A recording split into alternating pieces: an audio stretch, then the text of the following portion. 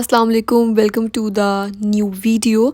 अच्छा, आप मुझे ये बताएं कि आप थक गए हैं स्टबन हेयर से, अनवांटेड बॉडी हेयर से, और आपको समझ नहीं आ रही कि कौन सा हेयर रिमूवल का ऐसा मेथड हो जो आपको सूट कर जाए। तो जी हाँ, आज आपका ना लकी डे है, क्योंकि I am going to spill the beans on different method of hair removal.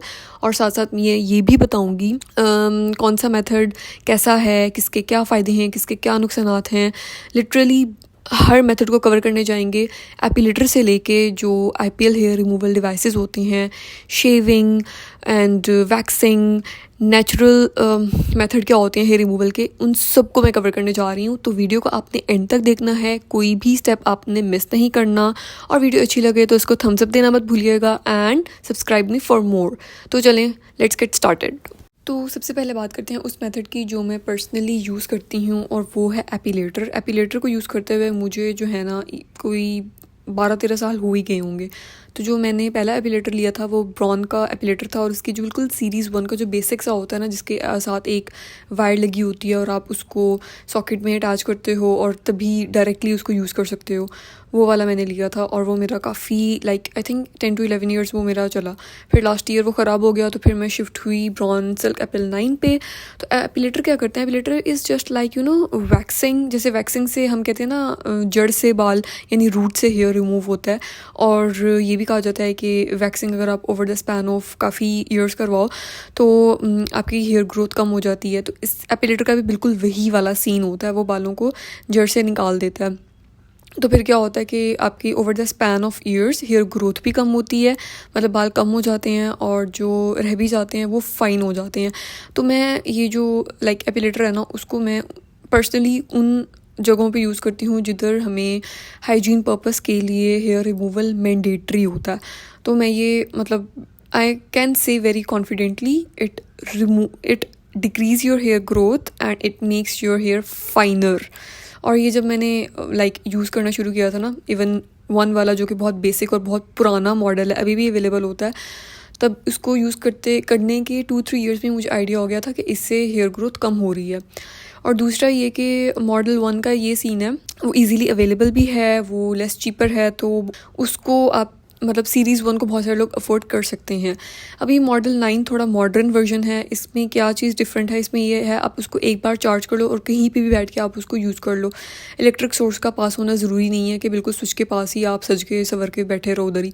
दूसरा ये कि आप उसको ड्राई भी यूज़ कर सकते हो, आप उसको वेट भी यूज़ कर सकते हो, यानी कि आप इसको पानी के अंदर यूज़ करें। और जब आप इसका हैक ये भी होता है कि जब आप इसको नीम गर्म पानी के अंदर या थोड़े से ऐसे गर्म पानी जिसको आप बर्दाश्त कर सको उसके अंदर आप जब यूज़ करते हो तो पेन काफ़ी हद तक कम हो सकती है, बल्कि हो जाती है। It's a fact and I have witnessed it. तो ये मॉडर्न वर्जन है, ऑब्वियसली इट इज़ एक्सपेंसिव पुराने वर्जन्स की निस्बत, और हर कोई इसको अफोर्ड नहीं भी कर सकता। बहुत सारे लोग ने इवन अब इससे भी लेटेस्ट वर्जन आ गए हैं, लोग उसकी तरफ भी जा रहे हैं।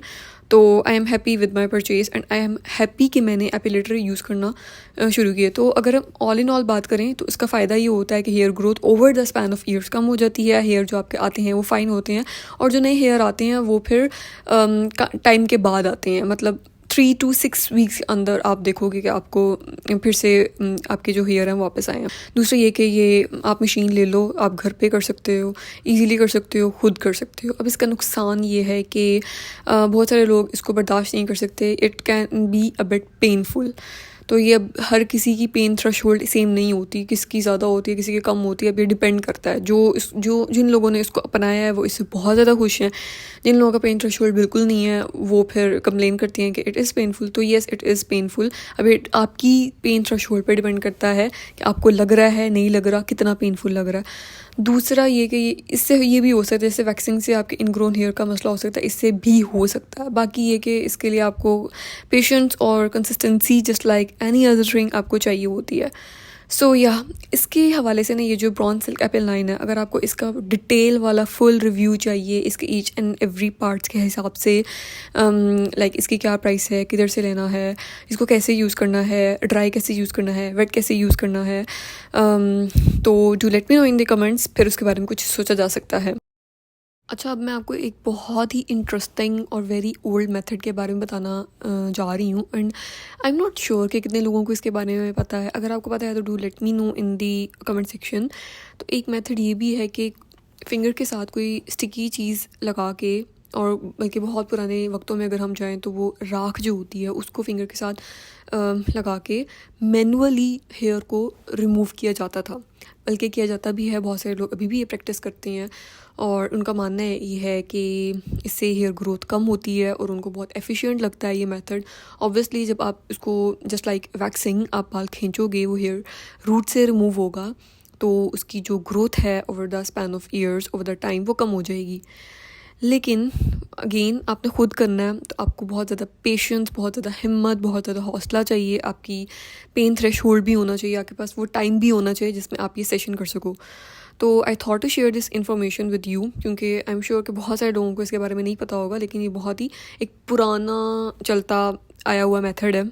उसमें स्टिकी लाइक स्टफ़, कोई शुगरी पेस्ट या इस तरीके के एक चीज़ें मार्केट से भी मिलती हैं जिनको वो फिंगर टिप पे लगाते हैं ताकि वो स्टिकी हो जाए, और जब स्टिकी होगा तो उससे हेयर को होल्ड करना ईजी होता है। तो ये एक ओल्ड और मेथड है और इससे भी ऑब्वियसली हेयर ग्रोथ कम हो जाती है और ओवर द स्पैन आपको फाइनर हेयर मिलते हैं, लेस हेयर मिलते हैं। सो या ये भी एक मेथड है। एपिलेशन की बात की है तो साथ में एक और ऐसे मेथड की बात करते हैं जिससे आपकी hair growth over the span कम हो जाती है, यानी कि वैक्सिंग। वैक्सिंग भी एक बहुत पॉपुलर मेथड है और लोग उसको घर पे करते भी हैं।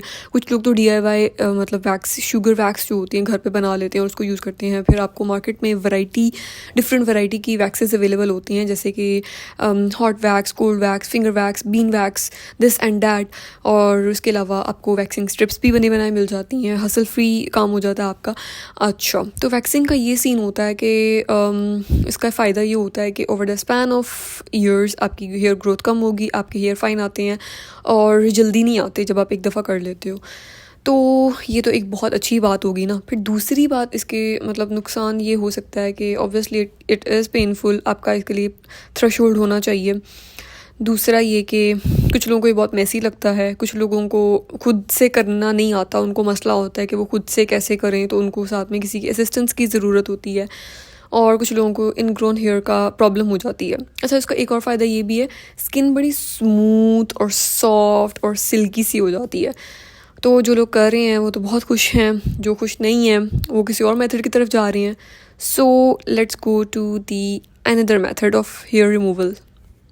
अब हम बात करते हैं उस मेथड की जो कि बिल्कुल पेन फ्री है, हैसल फ्री है, आप घर पे खुद कर सकते हो, कहीं पे भी कर सकते हो, क्विकेस्ट है, इजी है, टाइम कंज्यूमिंग नहीं है, और एक पुराना और बहुत क्लासिक और क्विकेस्ट मेथड है, वो है रेज़र्स का। ठीक है, रेज़र्स का ये सीन होता है कि आप अभी इस तरह के डिफरेंट टाइप्स के आपको मिल जाते हैं। लाइक आपको शेव करनी है ना, आपको ये क्लासिक रेज़र भी मिल जाते हैं, या फिर ये इस तरह का ब्लेड टाइप के भी मिल जाते हैं। ठीक है, उसमें आपने ये ख्याल रखना होता है कि इसके एजेस जो है ना वो सेरेटेड हो, बिल्कुल स्मूथ ना हो, ताकि कट वगैरह ना लगे। इसका फ़ायदा तो यही है, क्विक है, जल्दी हो जाता है और टाइम नहीं लेता। लेकिन इसका नुकसान ये है, कट लग सकते हैं।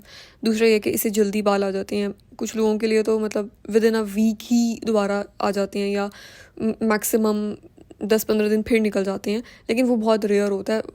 ज़्यादा से ज़्यादा 1 वीक आपका निकल जाता है। दूसरा ये कि कट लग सकते हैं, और कुछ लोग कंप्लेन करते हैं कि उनको हेयर ग्रोथ ज़्यादा हो गई है। तो अच्छा, अगर इसकी थोड़ी हम डिटेल में जाए ना, अगर हम एक बात करें, होता ही है कि अगर आप नोट करें, जो बेस से जो आपकी हेयर होता है ना थोड़ा मोटा होता है, टिप पे ना आपका हेयर पतला वाला होता है। तो जब आप उसको काटते हो ना, तो आपकी जो बेस का मोटे वाला पार्ट होता है ना वो ऊपर आ जाता है। तो अगर वैसे हम टेक्निकली देखें, आपका हेयर मोटा नहीं आया, उसकी वो उस टिप जो पतले वाली थी वो हमने साइड पे कर दी है, तो उसका अपना ही जो मोटा पार्ट था वो आगे आ गया। तो जो हेयर जेनेटिक्स है ना वो थोड़ी कॉम्प्लेक्स है, इसका ये जो मैकेनिज़्म है वो थोड़ा कॉम्प्लेक्स है समझने में। तो अगर आपको अभी भी बहुत सारा कंसर्न है तो आप ये करें, आप कोई छोटा सा एरिया पकड़ें, उस पर आप यूज़ करके चेक करें। ठीक है, 1 हफ़्ते देख लें, 2 हफ़्ते देख लें, फिर आप अगला स्टेप लें। और आप मेरे पे यकीन ना करें, किसी और पे यकीन ना करें, खुद करके देखें स्मॉलर एरिया पे, फिर उसके अकॉर्डिंग आप चलें कि ये शेविंग से हेयर थिक आते हैं या नहीं। ठीक है, तो हमने एक और मेथड को भी कवर कर लिया है। अब हम बात करते हैं most modern, most successful hair removal का मेथड है ना, उसके बारे में बात करते हैं। हाँ जी, मैं बात कर रही हूँ लेज़र हेयर रिमूवल की। लेज़र हेयर रिमूवल अब इतनी एडवांस हो गई है, अब आप किसी डॉक्टर के पास जाके भी करवा सकते हो, या फिर इनके जो IPL वाले जैसे कि फ़िलिप्स ल्यूमिया है, उनके जो इंस्ट्रूमेंट्स होते हैं आप घर पे भी ले सकते हो, घर पे खुद कर सकते हो। ठीक है, तो इसका ये होता है कि ये लॉन्ग लास्टिंग इफ़ेक्ट होते हैं। तो इनमें भी आप डिफरेंट सेशन लेते हो तो हेयर ग्रोथ कम हो जाती है। ठीक है, फिर ये भी होता है कि डिस्कम्फर्ट मिनिमल होता है, काफ़ी अर्सा आपकी स्मूथ हेयर फ्री स्किन रहती है, और लॉन्ग टर्म में बड़े फ़ायदे होते हैं, आपके हेयर कम हो जाते हैं।